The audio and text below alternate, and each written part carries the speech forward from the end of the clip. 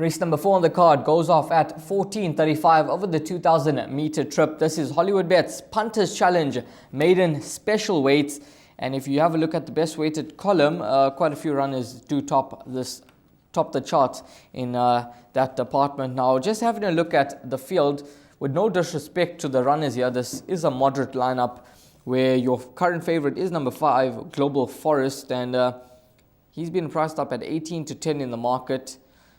14 starts and he's still a maiden, so it just goes to show that it's not the strongest of race. However, a horse like number 2, Guy Alexander, now this horse had no form prior to that last run. Maybe you can say that he did run a nice third behind Futurismo, but apart from that, his form has been disappointing. Last time out, they stepped him up in trip to 1800 after running over 1600 and 1100. It was in a similar race, and he improved nicely, 1.5 lengths behind Machete Man. Samanga Kumalo now takes ride, and that's the interesting jockey booking for me. With Samanga aboard, he's drawn in gate number 2. I think that this is a big plus for this individual.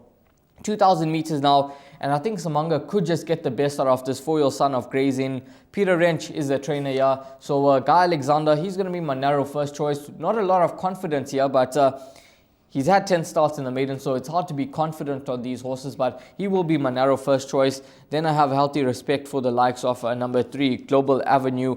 Fully taking on the boys here is not going to be easy, especially giving away weight. But she's a horse that did make a decent improvement last time out, beaten half length behind Beneath the Moon.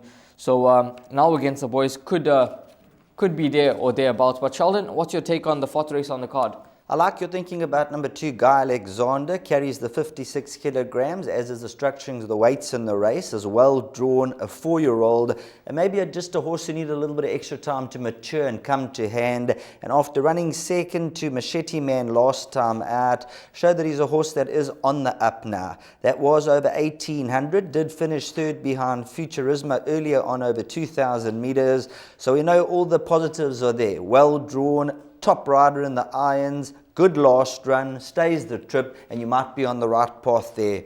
Number 3, Global Avenue, like you mentioned, the filly taking on the boys, second to Beneath the Moon last time out. And if you look up the form line of that race, there's been a number of winners that have come from the form line. So that form line is very, very solid. That'll be the second selection. And then we look at the rest of them, and they're going to have to certainly pick up their feet. Obviously, a horse like number 5, Global Forests, fully exposed, but another runner who could certainly be there at the end of the day. So Hill coming down to the business end of affairs, number 2, Guy Alexander, might just have the edge.